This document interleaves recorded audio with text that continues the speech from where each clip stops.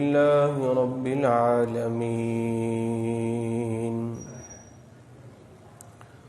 والعاقبة للمتقين والصلاة والسلام على سيد الأنبياء والمرسلين وعلى آله وأصحابه أجمعين. أما بعد فأعوذ بالله من الشيطان الرجيم. بسم الله الرحمن الرحيم. وما خلقت الجن والإنس إلا ليعبدون. آمنت بالله صدق الله العظيم وصدق رسوله النبي الكريم الأمين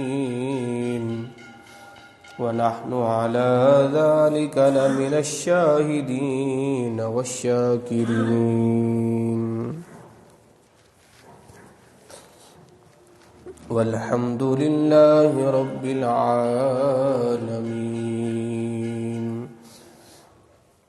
قال الله تبارك وتعالى في شان حبيبه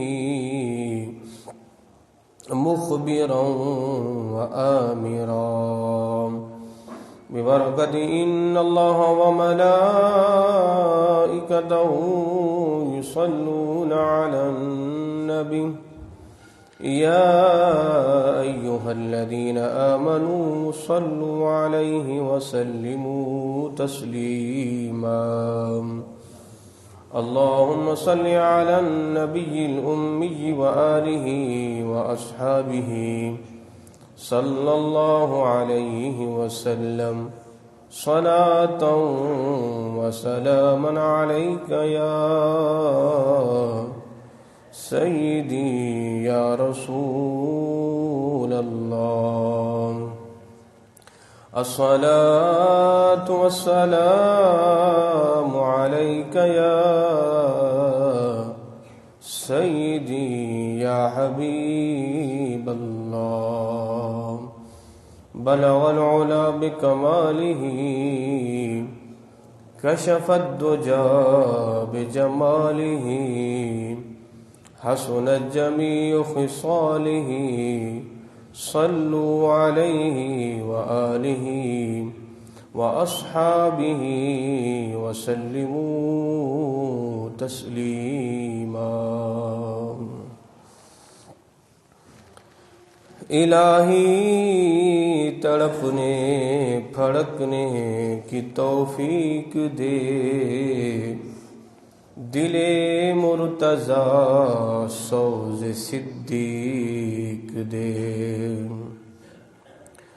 شیر شمشیر زن شاہ خیبر شکن، پرتوے دست قدرت پہ لاکھوں سلام.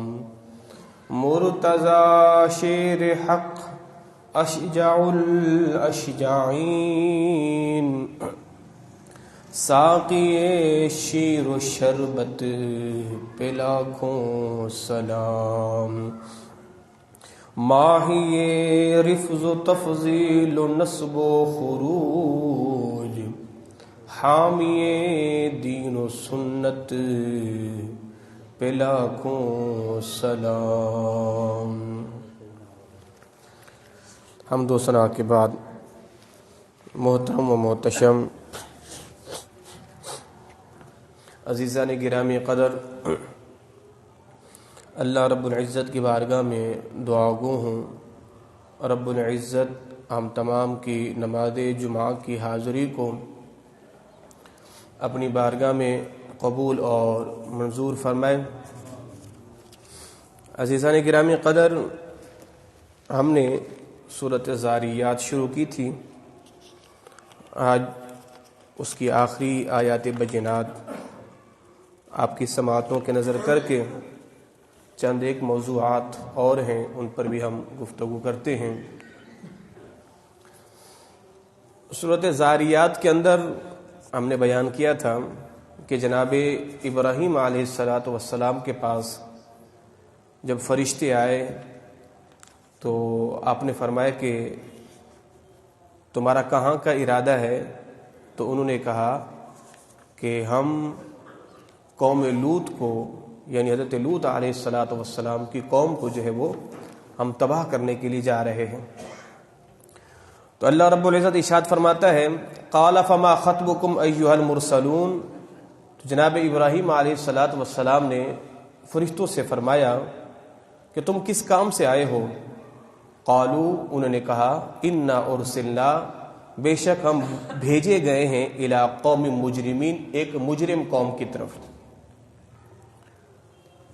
لنرسل علیہم، تاکہ ہم ان پر برسائیں، حجارتن، پتھر، من طین، گارے کے پتھر، یعنی ایسے پتھر جو گارے کے ہیں، یعنی ایک تو ہوتے پتھریلے پتھر، نوکیلے پتھر، تو یہ جو تھے وہ ہیں گارے کے پتھر، یعنی مٹی کے پتھر۔ تو گویا کہ مٹی کے ان ڈھیلوں پر بھی پتھر کا اطلاق ہو رہا ہے۔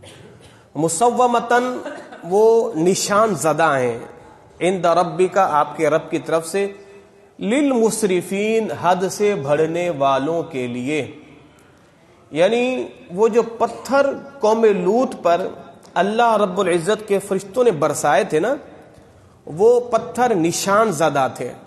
نشان کا مطلب یہ ہے کہ اللہ نے جس پتھر سے جس آدمی کو ہلاک کرنا تھا، اس پتھر پر اس آدمی کا نام لکھا ہوا تھا، اس پتھر پر اس آدمی کا نام لکھا ہوا تھا۔ یعنی قوم لوط میں سے مرد و عورت جس نے مرنا تھا، فرشتوں نے ان پتھروں پہ نام لکھے ہوئے تھے۔ اور مفسرین کرام فرماتے ہیں کہ وہ جو پتھر تھے وہ زمینی پتھر نہیں تھے، وہ جو گارے کے پتھر تھے فرشتوں نے برسائے قوم لوط پر، وہ زمینی پتھر نہیں تھے، گویا کہ وہ آسمانوں سے لائے گئے تھے، اور فرشتوں نے جو ہے وہ برسائے، تو اللہ نے پوری قوم کو تباہ و برباد کر دی۔ تو قوم لوط کو اللہ نے یہ عذاب کیوں دیا؟ اس لیے کہ قوم لوط کیا کرتی تھی؟ بد فعلی کیا کرتی تھی، لواطت کیا کرتی تھی، یعنی مرد کے ساتھ بد فعلی کرنا، لواطت کرنا، جنسی عمل کرنا۔ تو جناب لوط علیہ السلام نے کہا کہ تم ایسا کام کرتے ہو کہ اس عالم میں ایسا کام کسی نے نہیں کیا، یعنی ایسا گھنونا فعل تم کرتے ہو، ایسا آج تک کسی نے کیا ہی نہیں، یعنی گزشتہ امتوں میں بھی کسی نے نہیں کیا، بدبختو یہ تم نے کام شروع کر دیا۔ تو جناب لوط علیہ السلام کو قوم پتہ ہے کیا کہتی تھی؟ ہاں جائیں، آپ بڑے پاک بنے پھرتے ہیں، جائیں اپنا کام سے کام کریں۔ تو اللہ نے ان پر یہ عذاب بھیجا، یعنی بد فعلی کتنا گھنونا فعل ہے کہ اللہ رب العزت نے ان پر جو ہے وہ پتھروں کی بارش کی۔ مگر بد نصیبی کے ساتھ یہ کہنا پڑتا ہے، آج ملک پاکستان کے اندر بھی ڈائریکٹ انڈائریکٹ، واسطہ بلا واسطہ، کنایتاً، اشارتاً، ایسے قوانین، ایسے تجاویز لائی جا رہی ہیں کہ جس سے جنسی عمل کو فروغ دیا جائے۔ میں نے آج سے غالباً 1 مہینہ پہلے بھی جمعے کے اندر میں نے گفتگو کی تھی، ایک فلم بنی تھی جوائے لینڈ پاکستان کے اندر، اس کا مقصد یہ تھا کہ جنسی عمل کو فروغ دیا جائے، جنسی عمل کو، یعنی آج تو یورپ کے اندر تو یہ قانون بالکل پاس ہو چکے ہیں ہنستے کھیلتے کہ مرد کے ساتھ شادی کرے، اور وہاں پہ یہ ہو رہا ہے سلسلہ، مرد جو ہے اپنے اعضائے بدنیہ کو تبدیل کر کے عورت بن جائے، عورت مرد بن جائے، یا پھر مرد عورت، نہ مرد رہے نہ عورت رہے، وہ خنسا ہو جائے جسے آپ کہتے ہیں خسرا، وہ بن جائے۔ تو یہ تو جناب عالی مغرب کے اندر تو قانون یہ بل پاس ہو گئے، اور آج وہ قانون پاس کرنے والے بیٹھ کے رو رہے ہیں۔ دعا فرمائے اللہ ہمارے اس ملک پاکستان کو اس بیہودہ بدتمیزی والی لعنت سے اللہ جو ہے تا صبح قیامت محفوظ رکھے۔ ہاں ورنہ اس کے حق میں بھی کئی لوگ آ چکے ہیں روشن خیال کہ جنسی عمل کو جائز قرار دیا جائے، مرد آپس کی مرضی ان میں آپس میں شادیاں کریں. فطرت کے قانون کے قدرت کے نظام کو اگر تم گڑبڑ کرو گے تو اللہ کا عذاب تو آئے گا نا. پھر بھائی قوم لوط نے یہی کیا تھا نا، تو اللہ کا عذاب کا کوڑا برسا کہ نہیں برسا؟ تو فرشتے پتھر لے کے آئے تھے. اللہ اکبر. اور پھر بچے کون؟ اللہ ارشاد فرماتا ہے فَأَخْرَجْنَا مَنْ كَانَ فِيهَا مِنَ الْمُؤْمِنِينَ، تو ہم نے اس شہر میں جو ایمان والے تھے ان کو نکال لیا. یعنی پتھر تو پڑے مگر جو ایمان والے تھے ان پر نہیں پڑے. تو ایمان والے کون تھے؟ جناب لوط علیہ الصلاۃ والسلام اور آپ کی 2 صاحبزادیاں، اور جو آپ پر ایمان لائے تھے. کم و بیش 13 کی تعداد مفسرین کرام بیان کرتے ہیں. آپ کی 2 صاحبزادیاں تھیں اور کچھ آپ پر جو ایمان لائے تھے. تو 13 افراد تھے کہ جنہیں اللہ نے اس عذاب سے بولو محفوظ رکھا. باقی ساری قوم کو اللہ نے نیست و نابود کر دیا. تو وہ عمل اس قوم کے اندر بھی پایا جا رہا ہے نا بھئی، حضور کی امت میں پایا جا رہا ہے نا. پوری کائنات حضور کی امت ہی ہے نا. تو اللہ نے اپنے حبیب کے صدقے اس امت کو عذاب سے بچایا ہوا ہے. ہاں اللہ اکبر. اللہ رب العزت آگے کیا ارشاد فرماتا ہے فما وجدنا فیہا غیر بیت من المسلمین، تو ہم نے وہاں ایک ہی گھر کو مسلمان پایا. اللہ ارشاد فرماتا ہے فما وجدنا فیہا غیر بیت، اس میں ہم نے نہیں پایا مگر ایک ہی گھر جو مسلمان تھا. وہ کون تھا؟ جناب لوط علیہ الصلوۃ والسلام کا گھر، اور جو آپ پر ایمان لائے تھے. ایک میں تو یہ آپ کی 2 صاحبزادیاں تھیں، اور بعض میں یہ آتا ہے کہ 11 سے 10 افراد وہ تھے جو آپ پر ایمان لے آئے. اللہ نے ساری قوم کو تباہ و برباد کر دیا. اللہ رب العزت آگے ارشاد فرماتا ہے وَتَرَكْنَا فِيهَا آیَةً، اور ہم نے اس کو چھوڑ دیا ہے نشانی کے طور پر لِلَّذِينَ، ان لوگوں کے لیے يَخَافُونَ الْعَذَابَ الْأَلِيمَ، کہ جو ہمارے دردناک عذاب سے ڈرتے ہیں. آج بھی روئے زمین پر یہ بستیاں، یہ کھنڈرات موجود ہیں. جب میرے مدنی آقا مدینے سے کسی غزوے میں جاتے تو سرکار کا ایسی وادیوں کے پاس سے گزر ہوتا کہ جو کھنڈرات ہوتے، ویران ہوتے. حضور فرماتے صحابہ کے ساتھ یہاں سے جلدی جلدی چلو، اس لیے کہ یہ وہ جگہیں ہیں کہ یہاں پر اللہ کا عذاب آیا ہے. تو پتہ چلا کسی ایسی جگہ سے آپ کا گزر ہو کہ جو مسمار جگہ ہو، جہاں پر اللہ کا عذاب آیا ہو، جہاں قومیں رہتی تھی، تو وہاں سے ہمیں فوراً گزرنا چاہیے، نہ کہ وہاں جا کے ہم پکنک منائیں. ٹھیک ہے نا؟ نہ جا کے وہاں پر ہم سیلفیاں لیں، نہ وہاں پر ہم جا کے کوئی شوٹنگ کریں. وہاں سے فوراً گزر جاؤ، اس لیے کہ یہ وہ جگہ ہے جہاں پر اللہ کا عذاب آیا تھا. تو اللہ کیا فرماتا ہے ہم نے وہ نشانیاں چھوڑ دی ہیں. یہاں تک بھی سننے میں کو ملتا ہے کہ جناب نوح علیہ السلام کی جو کشتی تھی نا وہ 3 منزلہ. بعض رپورٹوں کے مطابق یہ بھی ملتا ہے کہ آج لوگوں کو وہ کشتی بھی دریافت ہو چکی ہے. سینکڑوں صدیوں ہزار سال پہلے کہتے ہیں آج لوگوں کو وہ کشتی دریافت ہو چکی ہے. اللہ نے اس کشتی کو کیوں چھوڑا؟ لوگوں کی نشانیوں کے لیے. ان کھنڈرات کو کیوں چھوڑا؟ لوگوں کی نشانی کے لیے. کیوں؟ جب اللہ اس پوری قوم کو تباہ و برباد کر سکتا ہے تو تمہیں تباہ و برباد کرنا کون سا مشکل ہے اللہ کے لیے؟ اللہ اکبر. اللہ رب العزت آگے ارشاد فرماتا ہے وفی موسیٰ اذ ارسلناہ، اور ہم نے جناب موسیٰ کو بھیجا فرعون کی طرف بسلطان مبین، روشن دلیل لے کر. جناب موسیٰ کے پاس روشن دلیل کیا تھی؟ تورات. ایک معجزہ یہ تھا کہ آپ اپنا ہاتھ بغل میں رکھتے نکالتے تو اتنا روشن ہو جاتا کہ سورج کی روشنی بھی کم پڑ جاتی. اپنا عصا مارتے اژدہا بن جاتا. اپنا عصا پتھر پہ مارتے 12 چشمے پھوٹ پڑتے. اپنا عصا سمندر میں مارتے سمندر راستہ چھوڑ دیتا. یہ روشن نشانیاں تھی. تورات کی تختیاں لے کے آئے، یہ روشن نشانیاں تھی.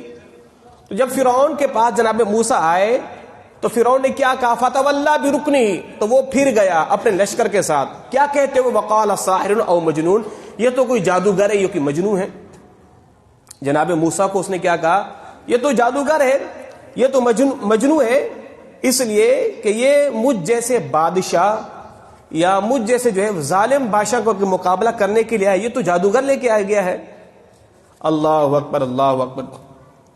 تو اللہ رب العزت آگے ارشاد فرماتا ہے فَأَخَذْنَاهُ وَجُنُودَهُ، تو ہم نے اسے اور اس کے لشکر کو پکڑ لیا. فَنَبَذْنَاهُ فِي الْيَمِّ، یم پانی کی لہر میں، پانی کی سطح میں. وَهُوَ مُلِيمٌ، اور وہ اپنے آپ کو ملامت کر رہا تھا. جب بیچ پانی کے اندر اللہ رب العزت کے فرشتوں نے اس کو دبوچ لیا، اس کا پورا لشکر برباد ہو گیا. وَهُوَ مُلِيمٌ، تو وہ اپنے آپ کو ملامت کرنے لگ گیا. ملامت کیا کہ میں نے یہ بے ہودہ اعتراضات جناب موسیٰ پر کیوں کیے تھے، میں نے انہیں جادوگر کیوں کہا، میں نے انہیں جناب علی ساحر کیوں کہا، میں نے انہیں وغیرہ وغیرہ یہ کیوں کہا. اب مرنے لگا تو اب اپنے آپ کو ملامت کر رہا ہے. اور اس نے پھر خود کہا قال آمنت برب ہارون و موسیٰ، ہاں میں اب ایمان لاتا ہوں جناب ہارون جناب موسیٰ کے رب پر.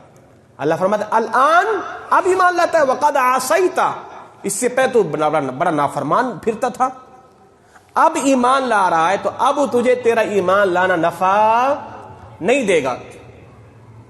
ہاں پہلے ایمان لیا تھا، اب موت کو دیکھ چکا ہے، فرشتوں کو دیکھ چکا ہے، اب کہہ رہے ایمان لایا؟ نہیں، پہلے ایمان لیا تھا. اللہ اکبر. اللہ رب العزت آگے ارشاد فرماتا ہے وفی عاد اذ ارسلنا علیہم الريح العقیم، اور ہم نے قوم عاد میں ان پر خشک آندھی بھیجی. یہ دیکھیں یہ قوموں کے عذابات کا ذکر، جناب لوط کی قوم، جناب موسیٰ کی قوم، فرعون کو، اور یہاں پر جناب عاد جناب ہود علیہ السلام کی قوم، قوم عاد. فرمایا کہ ہم نے عاد میں ایک خشک آندھی بھیجی. اور پھر وہ خشک آندھی کرتی کیا تھی؟ ما تذر من شیء اتت علیہ الا جعلته کالرمیم. وہ خشک آندھی جہاں سے گزرتی، جانوروں کے اوپر سے، انسانوں کے اوپر سے، چرندوں پرندوں درندوں کے اوپر سے، جس چیز سے بھی وہ ہوا گزرتی اس چیز کو ایسا کر دیتی جیسے کوئی گلی ہوئی ہڈی ہوتی ہے. وہ خشک آندھی جہاں سے بھی گزرتی تھی ہر چیز کو گلی ہوئی ہڈی کی مانند کر دیتی تھی. اللہ کیا فرماتا ہے کہ وہ گلی ہوئی ہڈی، اگر آپ کسی گلی ہوئی ہڈی کو یوں کریں تو شاید وہ چورا چورا کے گر جائے. وہ خشک آندھی جو ہے پوری قوم کو، قوم عاد کی ساری قوم کو ایک گلی ہوئی ہڈی کی طرح کر دیا.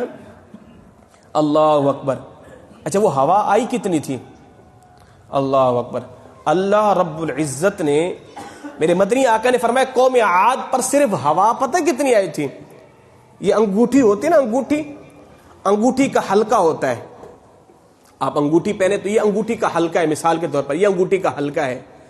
اللہ نے صرف اتنی ہوا بھیجی، یہ انگوٹھی کے حلقے کے برابر، یعنی اللہ نے پوری ہوا نہیں کھولی، صرف انگوٹھی کا حلقے کے برابر ہوا چلی آسمان سے.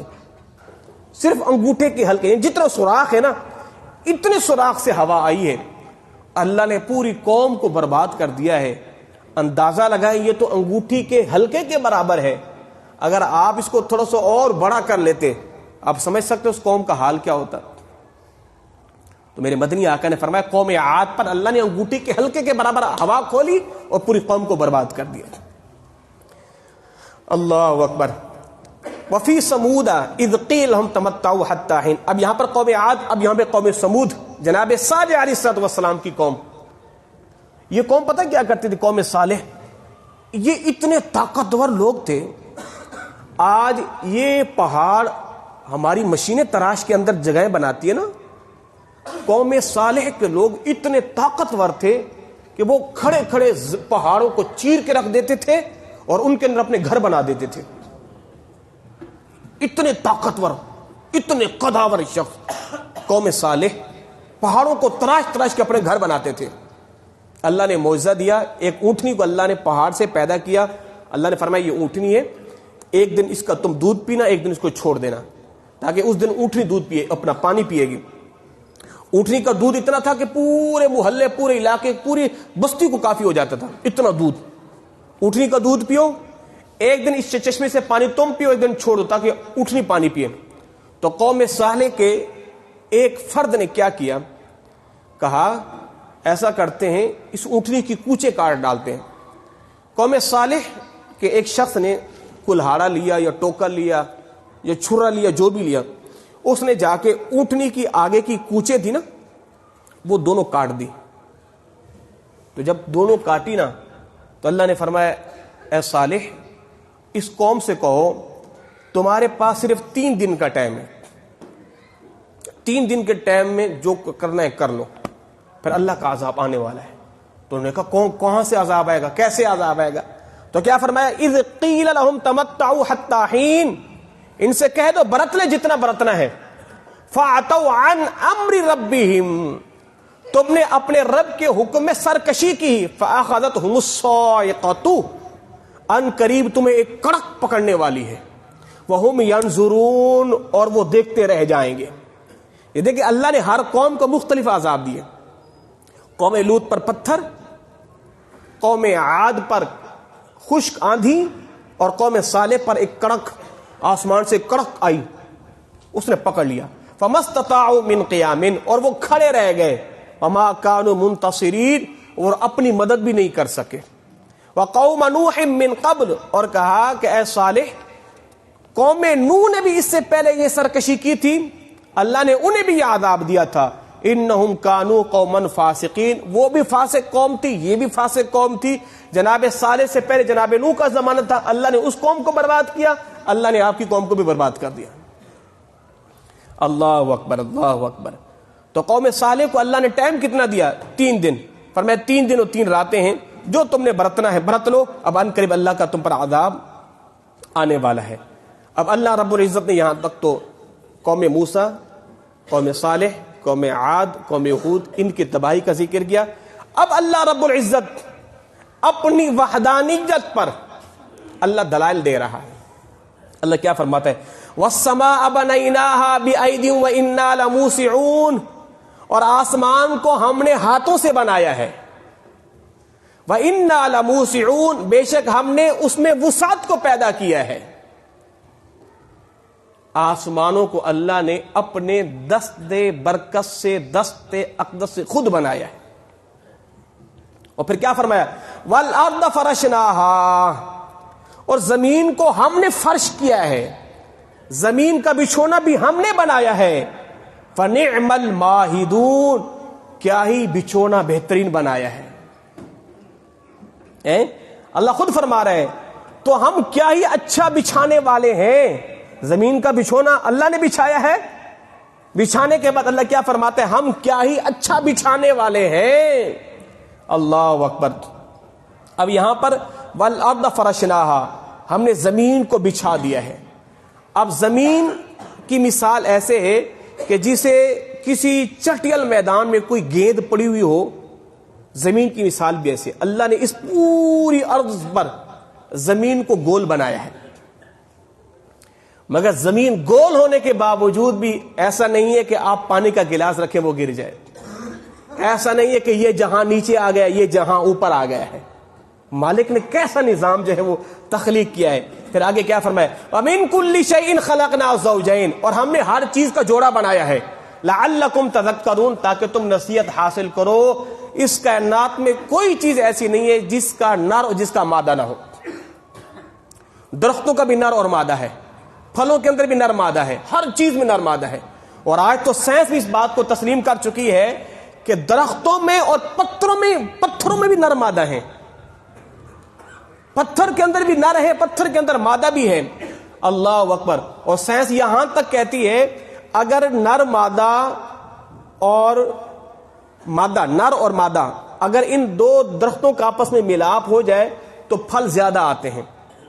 اور صحابہ کرام خود کہتے ہیں کہ ہم کھجوروں کو نا قلم کیا کرتے تھے، قلم۔ اب قلم کیا ہوتا ہے؟ وہ کھجوروں کے خوشوں کو نا چیرا لگاتے، اس کے اندر دوسرے کھجور کے درخت کی شاخ ڈالتے، اس کو سی دیتے۔ تو حضور نے فرمایا یہ کیا کرتے ہو؟ کہ یا رسول اللہ ہم نر کو مادہ کے ساتھ ملاتے ہیں، یہ کھجوروں کے اندر نر بھی ہے مادہ بھی ہے، تو ہم نر کے اندر مادہ کو جب ملاتے ہیں تو ہمارے پاس اس سال کھجوروں کی پیداوار زیادہ ہو جاتی ہے، ہمارے پاس کھجوروں کی پیداوار زیادہ ہو جاتی ہے۔ تو اللہ کیا فرما رہے ہیں؟ ہم نے ہر چیز میں جوڑا جوڑا پیدا بنایا ہے، کوئی ایسی چیز ہے نہیں جس کے اندر جوڑا نہ ہو۔ پھر اللہ رب العزت کیا فرمائے؟ فَفِرُّوا إِلَى اللَّهِ، اللہ کی بارگاہ میں دوڑو، اِنَّنِي لَكُمْ مِنْهُ نَذِيرٌ مُبِينٌ، بے شک میں تمہیں اس کی طرف سے صریح ڈرانے والا ہوں۔ حضور نے کیا فرمایا؟ فَفِرُّوا إِلَى اللَّهِ، اے لوگو اللہ کی طرف بھاگو، اللہ کی طرف رجوع کرو, لوٹ کے آؤ اللہ کی طرف. اننی لکم, بے شک میں تمہیں کھلم کھلا ڈرانے والا ہوں. ولا تجعلوا مع اللہ الہا آخر, اللہ کے علاوہ کسی اور کو معبود مت بناؤ. مؤثر حقیقی اللہ, کھلانے والا اللہ, پلانے والا اللہ, کائنات کا نظام چلانے والا اللہ, مؤثر حقیقی اللہ ہے. اسی سے مانگو, وہی دے گا, اس کے علاوہ کسی سے نہ مانگو, رب ہی دینے والا ہے. ففروا الی اللہ, اللہ کی طرف دوڑ کے آؤ, بھاگ کے آؤ. ولا تجعلوا مع اللہ الہا آخر, اللہ کے علاوہ کسی اور کو معبود مت بنانا. اننی لکم منہ نذیر مبین, حضور نے 2 مرتبہ فرمایا میں تمہیں کھلم کھلا ڈرانے والا ہوں. اللہ کے علاوہ کسی کی عبادت, کسی کی پرستش اور کسی کو معبود حقیقی یا کسی کو اس کی ذات میں, اس کی صفات میں شریک نہ جاننا. اللہ اکبر. پروردگار آگے کیا ارشاد فرماتے ہیں, کذالک ما اتى الذین من قبلہم, یوں ہی جب ان کے پاس بھی رسول آتے, الا قالوا, تو وہ بھی کیا کہتے, ساحر او مجنون, یہ رسول یا تو جادوگر ہے یا تو کوئی اپنا ساحر ہے یا مجنون ہے. نبی سے, حضور یا رسول اللہ آپ سے کہا گیا, سرکار سے پروردگار نے, اے نبی آپ دل چھوٹا نہ کرنا, آپ سے پہلے بھی جب رسول آتے تھے ان کو بھی یہی کہتے جو آپ کو کہا جا رہا ہے, ان کو کہتے جادوگر ہے یا مجنون ہے. اتواصوا به, تو وہ کیا آپس میں ایک دوسرے کو یہ بات کہہ کر مرے تھے. بل ہم قوم طاغون, وہ تو ایک سرکش قوم تھی. فتول عنہم فما انت بملوم, اب کیا کہا گیا, اے حبیب تم ان سے منہ پھیر لو, تم پر کوئی ملامت نہیں ہے. آپ تبلیغ کر دیں, مانے تو ٹھیک ہے, ورنہ آپ کا راستہ اپنا, ان کا راستہ اپنا. فما انت بملوم, اور آپ پر کوئی ملامت نہیں ہے, آپ پر کوئی جو ہے وہ باز پرس نہیں ہے, بس آپ نے پیغام پہنچا دیا ہے. وذکر فإن الذکریٰ تنفع المؤمنین, ہاں نصیحت آپ کرتے رہے, آپ کی نصیحت ضرور ضرور اہل ایمان کو تو نفع دے گی, اہل کفر کو نفع نہیں دے گی. اہل ایمان کو نصیحتیں کرتے رہے, وصیتیں کرتے رہے, وہ آپ کو تو اللہ اس کا اجر بھی دے گا. پھر آگے کیا ارشاد فرمایا, وما خلقت الجن والانس الا لیعبدون, ہم نے انسانوں کو اور جنوں کو فقط اپنی عبادت کے لیے, اپنی بندگی کے لیے پیدا کیا ہے. اللہ اکبر. اللہ رب العزت آگے ارشاد فرماتا ہے, اللہ اکبر, ما اريد منهم من رزق وما اريد ان يطعمون, اے لوگوں میری عبادت کرو, میں تم سے رزق تھوڑی مانگ رہا ہوں, بلکہ میں تو تمہیں کھلاتا ہوں, میں تمہیں کھلاتا ہوں, میں نے کہا ہے کہ مجھے کھلاؤ. ما اريد منهم, میں ان سے کچھ رزق نہیں مانگتا, اور نہ یہ چاہتا ہوں کہ وہ مجھے کھانا دیں. سبحان اللہ. نہ میں رزق مانگتا ہوں تم سے, اور نہ یہ کہتا ہوں کہ مجھے کھانا دو. ان اللہ هو الرزاق المتین, ان اللہ هو الرزاق ذو القوۃ المتین, بے شک رزق دینے والی ذات تو اللہ ہی کی ہے, رب کو نہیں دو, ہاں رب سے مانگو, بے شک رزق دینے والی ذات اسی کی ہے. فإن للذین ظلموا, بے شک وہ لوگ جنہوں نے ظلم کیا, ذنوبا گناہ کما کر, مثل ذنوب اصحابہم, فرمایا کہ ان سے پہلے والے لوگوں نے بھی یہی کیا تھا. فلا یستعجلون, تو تم جلدی کاہے کی کرتے ہو. اللہ اکبر. ان ظالموں سے کہا گیا ہے, اے ظالموں فلا یستعجلونی, اللہ فرماتے تم جلدی کرتے ہو مجھ سے عذاب کی, عذاب کب آئے گا.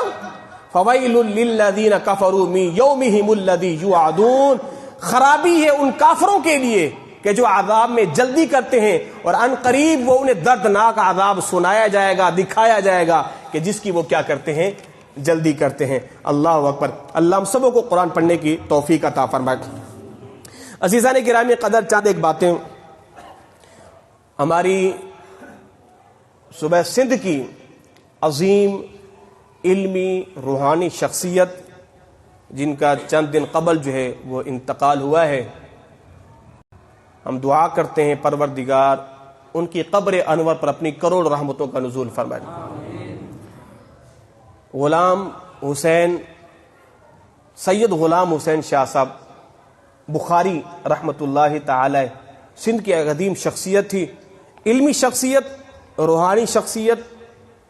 اللہ ان کے مریدین, ان کے محبین اور ان کے معتقدین کو پروردگار صبر جمیل عطا فرمائے.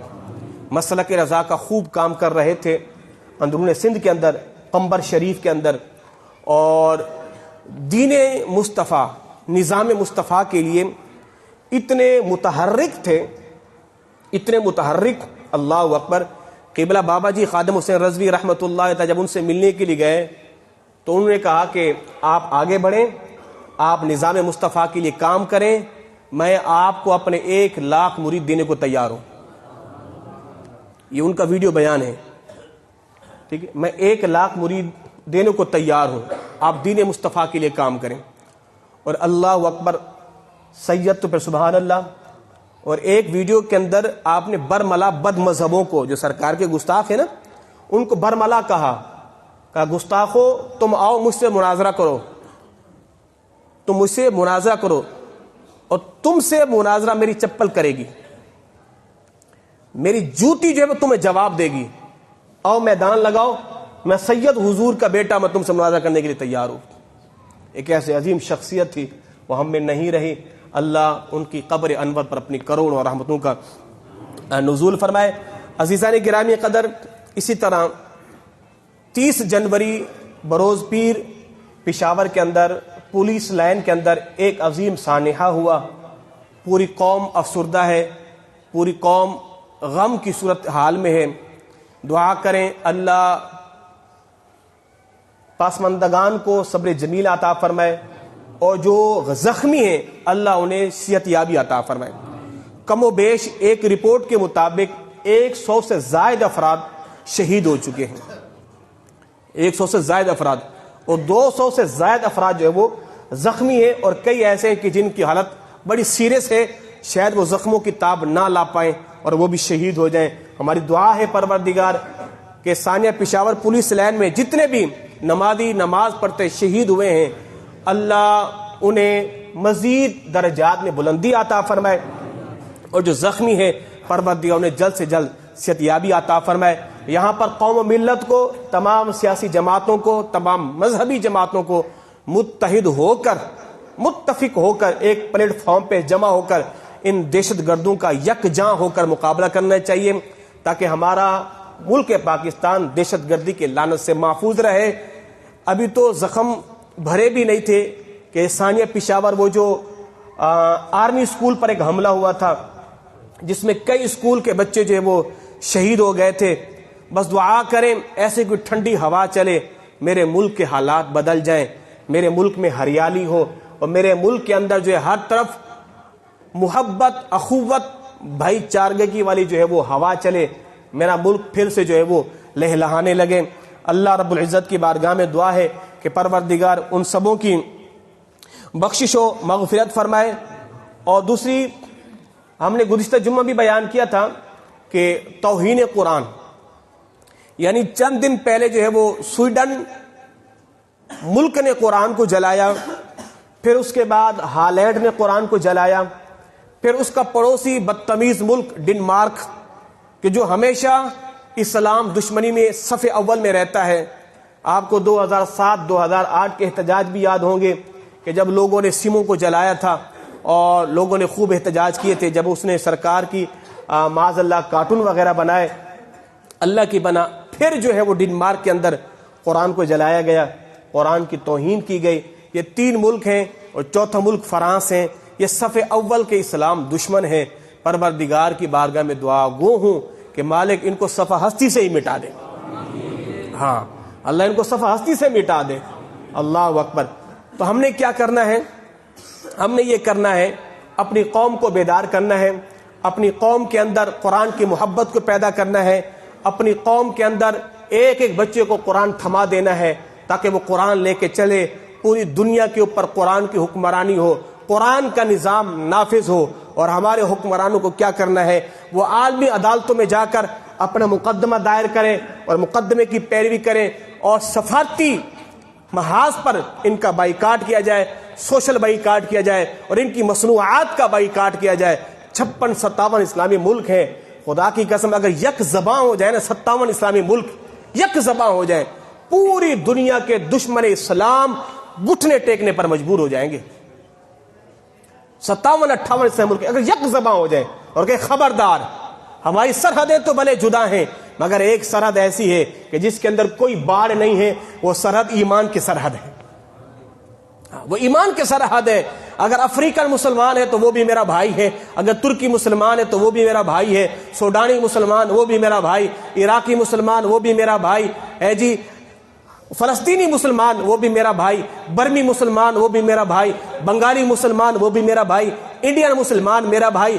دنیا کے جس کونے میں جہاں مسلمان بستے ہیں ان کا رنگ جیسا ہو, ان کا روپ جیسا ہو, ان کی ثقافت جیسی ہو, مگر ایک رشتہ ہے میرا اور اس کا, اور وہ مضبوط رشتہ ہے. وہ رشتہ کیا ہے؟ قرآن خود کہتا ہے انما المؤمنون اخوہ, اے مسلمانوں تم آپس میں بھائی بھائی ہو, اے مسلمان تم آپس میں بھائی بھائی ہو. اگر یہ رشتے اخوت مضبوط ہو جائے, خدا کی قسم مسلمان پھر ایک جو ہے ایک ایسی جو ہے وہ طاقت بن کے ابھریں گے کہ پوری روئے زمین پر کوئی قرآن کی طرف میلی آنکھ سے نہیں دیکھے گا, اور کوئی گستاخ دشمن اسلام میں نبی کی شان میں توہین والے جملے نہیں کہے گا. پھر ہر ایک مسلمان کا بچہ صلاح الدین ایوبی بن کے گھومے گا, طارق بن زیاد بن کے گھومے گا, شمس الدین غوری بن کے گھومے گا, محمود غزنوی بن کے گھومے گا, ٹیپو سلطان بن کے گھومے گا, شمس الدین التمش بن کے گھومے گا. جب مسلمانوں کے بچوں کے اندر ان ہیروز کے کردار سما جائیں گے پھر پوری دنیا پہ جھنڈا اسلام کے لہرا رہا ہوگا. انشاءاللہ یہ دور آنے والا ہے, یہ دور آنے والا ہے. اور بالخصوص ایک اور بات, 5 فروری یکجہتی کشمیر ہے. آپ دروشی پڑھیے بسم اللہ.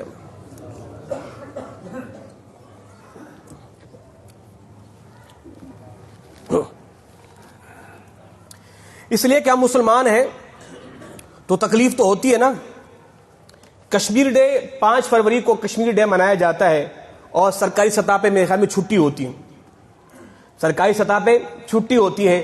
یعنی ہم یکجہتی کشمیر کے نام پر چھٹی مناتے ہیں اور سارا دن سوتے ہیں, سارا دن سوتے ہیں. کہتے ہیں کشمیریوں تمہاری بلے بلے یار ایک چھٹی دلوا دی ہمیں. ایسا نہیں ہونا چاہیے. ہم کشمیر کی آزادی کے لیے نکلتے ہیں. نکلتے کیسے ہیں؟ وہ نوجوان جو کشمیر کی ریلی میں تو جاتا ہے مگر واپس آ کے انڈین گانے سن رہا ہوتا ہے, انڈین فلمیں دیکھ رہا ہوتا ہے, اور پاکستانی مرد و عورت انڈیا کی فلموں میں جا کے کام کر رہے ہوتے ہیں. اور تمہارا یہ جو تم انڈین فلمیں دیکھتے ہو, تمہارا ایک پیسہ ان کی افواج کو جاتا ہے, اور پھر ان کی افواج میری ماؤں اور میری بہنوں کے ساتھ جو بربریت کا بازار گرم کرتے ہیں. اگر منظر میں اور آپ دیکھ لیں تو ہماری روح بھی کانپ جائے. کئی کشمیری ہماری مائیں بہنیں ان ہندوؤں کے ناجائز زنا سے وہ حاملہ ہیں. اٹھو مسلمانوں, اب ہم نے ان کے لیے کام کرنا ہے. 5 اگست 2019 کے اندر کشمیر کی جو خصوصی حیثیت تھی اس کو ختم کر دیا گیا. وہ خصوصی حیثیت کیا تھی کہ کشمیر اپنے معاملات کو خود طے کرے گا, اپنے قانون کو, اپنے نظام کو خود طے کرے گا, اور ہندوستان کی عدالتیں اس قانونی حیثیت کو ختم کر دیا ہے. 2019 5 اگست سے آج 1277 دن ہو گئے, 1277 دن ہو گئے. اب ایک گھنونا کھیل کھیلا جا رہا ہے. وہ کیا ہے کہ جس طرح اسرائیل کے ساتھ کھیلا نا, فلسطین کے اندر جناب عمر نے ایک معاہدہ لکھا تھا. وہ معاہدہ یہ تھا کہ بیت المقدس کی زیارت کے لیے اسرائیلی تو آئیں گے مگر اسرائیلیوں کو فلسطین کی سرزمین پہ 1 انچ زمین بھی نہیں دی جائے گی. آئیں اپنے ماتھے رگڑے اور چلے جائیں. مگر پھر کیا ہوا؟ یہ سلطنت عثمانیہ کے اختتام سے پہلے عالمی قوتوں نے فلسطین کے اندر اسرائیل کی آباد کاری شروع کر دی. اس سے پہلے اسرائیلیوں کو, یہودیوں کو وہاں رہنے کی اجازت نہیں تھی. پھر 1 اسرائیلی, پھر 2, پھر 3, پھر 4. اب یہ معاملہ ہو گیا ہے کہ فلسطین نقشے سے مٹتا جا رہا ہے اور پورے اقصی کے ارد گرد ساری آبادی اسرائیلی یہودیوں کی ہو چکی ہے. اب یہی کھیل کشمیر میں کھیلا جا رہا ہے. کشمیر کی حیثیت کو ختم کر کے اب ہندو پنڈتوں کو, ہندو سادھوؤں کو کشمیر کے اندر جگہ دی جا رہی ہے تاکہ وہ اپنے جو ہے وہ مندر کھولیں, اور وہاں پر کشمیریوں کی نسل کشی کی جا رہی ہے, کشمیریوں کو ختم کیا جا رہا ہے تاکہ اس کا بھی وہی حال ہو جائے کہ جو مسلمان فلسطینیوں کا حال ہوا ہے. آپ سمجھ رہے ہیں میری بات کو؟ ہاں, فقط نماز کے اندر قرآن پڑھنا یہ اسلام نہیں ہے. مسلمان بھائی کے درد کو سمجھنا بھی اسلام ہے. المؤمن للمؤمن کالبنیان, میرے مدنی آ کر فرمایا مومن مومن کے لیے بنیاد کی مثل ہے. تو ان بھائیوں کے لیے ہمیں کوششیں کرنی چاہیے کاوشیں کرنی ہے، خالی ریلیاں نہیں، ہم نے عملی اقدام کرنے ہوں گے تاکہ ساری کائنات کے مسلمان آزاد ہو کے اور اپنے مسلح پہ کھڑے ہو کر اللہ رب العزت کی عبادت جو ہے وہ کر سکیں۔ اللہ اکبر۔ اسی طرح میرے بھائیوں، توہین قرآن اور ایک بڑا خوش عین عمل ہے، اس لیے کہ حکومت اگر کوئی اچھا کام کرتی ہے تو اس کو سراہنا بھی ہمارا حق بنتا ہے۔ ہماری قومی اسمبلی نے ایک بہت بہترین کام کیا ہے، وہ کام یہ ہے کہ قومی اسمبلی کی متفقہ قرارداد کے اندر یہ پاس ہو گیا ہے، جو شخص صحابہ کی گستاخی کرے گا اس کو 10 سال قید اور 10 لاکھ جرمانہ دینا پڑے گا۔ یہ قومی اسمبلی نے اس بل کے اندر ترمیم کر کے، پہلے سزا کم تھی اس کو بڑھا دیا ہے کہ 10 لاکھ جرمانہ اور 10 لاکھ قید۔ تو ہم قومی اسمبلی کو بخراج تحسین پیش کرتے ہیں، اس لیے کہ آپ لوگوں نے اچھا کام کیا ہے۔ مگر ایک کام اس کے اندر، جو گستاخ صحابہ ہیں وہ شور شرابہ کر رہے ہیں، وہ یہ چاہ رہے کہ سینٹ کے اندر سے اس بل کو ہم پاس نہیں ہونے دیں گے، وہ چاہتے ہمیں کھلی چھٹی مل جائے اور ہم جو ہے وہ صحابہ کی گستاخی کرتے رہے۔ جناب علی کی محبت میں یہ لوگ صحابہ کو بھونکتے ہیں، علی کی محبت میں، مگر علی المرتضیٰ خود فرما کے جا چکے ہیں کہ جس کے دل میں علی کی محبت ہو اور شیخین کی یعنی ابو بکر و عمر کا بغض ہو، وہ دل جنت میں نہیں جائے گا، وہ جہنمی ہے۔ مولا علی پہلے کہہ کے جا چکے ہیں کہ جس کے دل میں علی کی تو محبت ہو مگر ابو بکر و عمر کا بغض ہے، وہ میرا ہے ہی نہیں، وہ جہنمی ہے۔ تو علی کی محبت میں صحابہ پر بھونکنے کی کسی کو بھی اجازت نہیں دی جائے گی، اور جو صحابہ کو بھونکتے ہیں وہ جہنمی کتے ہیں۔ اللہ ان سبوں کو، ان وکلاء کو کہ جنہوں نے کوششیں کی ہیں، پروردگار سینٹ کے اندر بھی یہ بل پاس ہو جائے تاکہ ہمیشہ کے لیے اس کو قانون کا حصہ بنا دیا جائے اور کوئی صحابہ کی ذات پر بھونک نہ سکے۔ اللہ اکبر۔ میرے بھائیوں، میرے دوستوں، آخری 2 باتیں۔ 13 رجب المرجب مولا کائنات کا یوم ولادت ہے، اور 10 رجب المرجب سلمان فارسی رضی اللہ تعالی عنہ کا یوم ولادت ہے۔ تو ایک بات، سلمان فارسی رضی اللہ تعالی عنہ میرے مصطفیٰ کے وہ پیارے غلام کہ جب سرکار نے صحابہ میں اخوت پیدا بیان فرمائی نا کہ تم فلاں فلاں کا بھائی ہے، فلاں فلاں کا بھائی ہے، مہاجرین اور انصار کو حضور نے تقسیم کر دیا کہ تم اس کے ہو گئے، تم اس کے ہو گئے، سلمان فارسی رہ گئے تھے، سلمان فارسی رہ گئے تھے۔ تو کہا حضور مجھے آپ نے کسی کا بھائی نہیں بنایا؟ تو حضور نے کیا فرمایا؟ سلمان منا اہل البیت، سلمان تم میرے گھر والوں میں سے ہو، ہاں تم میرے گھر والوں میں سے ہو، یہ اعزاز۔ اچھا، جب کسی غزوے میں جانا ہوتا تھا نا تو صحابہ کا نام لکھا جاتا تھا، جی فلاں والد کا نام یہ ہے، فلاں والد کا نام یہ ہے، مگر سلمان فارسی کو اپنے والد کا نام تو پتہ ہی نہیں تھا، تو کیا کہا جاتا؟ لکھو سلمان ابن اسلام، سلمان اسلام کا بیٹا ہے، سلمان ابن اسلام، سلمان اسلام کا بیٹا ہے۔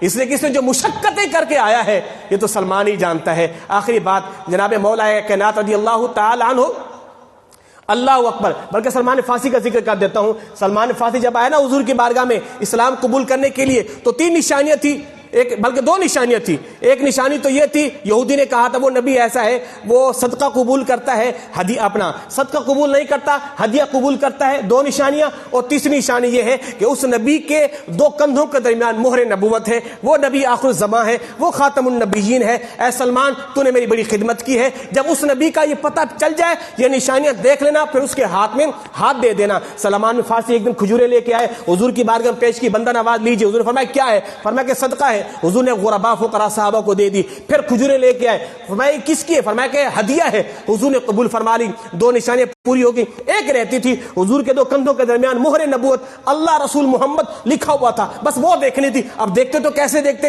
اتنی ہمت ہی نہیں تھی کہ سرکار کی چادر ہٹائیں، مہر نبوت کو دیکھیں، نشانیاں پوری ہو جائیں، کلمہ دے کے مسلمان ہو جائیں۔ اللہ اکبر، اللہ اکبر، اللہ اکبر۔ جناب سلمان فارسی سرکار کے پیچھے کھڑے ہوئے، اور میرے مدنی آقا کا رخ انور ادھر ہے اور سلمان پیچھے کھڑے ہوئے۔ سلمان فارسی اتنی ہمت نہیں کر رہے میں کیسے چادروں کو ہٹاؤں اور مہر نبوت کو دیکھوں۔ سلمان تکتے رہے، ایک زوردار ہوا چلی اور وہ کپڑا ہٹا، مہر نبوت کو سلمان فارسی نے دیکھا اور دیکھ کر رونے لگے، اور میرے مدنی آقا نے فرمایا سلمان اسی کا انتظار کر رہے تھے۔ اسی کا انتظار کر رہے تھے جی، حضور اسی کا انتظار کر رہا تھا. اور پھر صحابہ کرام کیا کہتے ہیں؟ کہتے اللہ اکبر. پھر ایسا منظر ہم نے نہیں دیکھا. سلمان کو میرے مصطفیٰ نے گلے لگایا اور سلمان اتنا روئے اتنا روئے اتنا روئے، صدیوں کی کہانی رو رو کے سنائی. سرکار میں اس کے پاس گیا، میں اس یہودی کے پاس گیا، میں اس یہودی کے پاس گیا، میں اس یہودی کے پاس گیا. میرے مصطفیٰ نے گلے سے لگا کے سلمان کی سینکڑوں سالوں کی وہ جو ان کی محنت تھی، کوشش تھی، وہ جو تڑپ تھی حق کے اسلام کے لیے، حضور نے جب سینے سے لگایا سلمان کی ساری تھکاوٹ کو دور فرما دیا. سلمان منا اہل البیت، سلمان میرے گھر والوں میں سے. اور میرے مدنی آقا نے فرمایا کہ جس نے جنتیوں کو دیکھنا ہو وہ 3 صحابہ ہیں، 3 صحابہ، ایک علی ہیں، ایک مقداد ہیں اور ایک سلمان فارسی ہیں. حضور نے فرمایا جن نے جنتیوں کو دیکھنا ہو یا علی کو دیکھے جنتی، مقداد کو دیکھے جنتی، میرے سلمان کو دیکھے جنتی. اللہ رب العزت آپ کی قبر انور پر اپنی کروڑوں رحمتوں کا نزول فرمائے. وما علیہ الا البلاغ.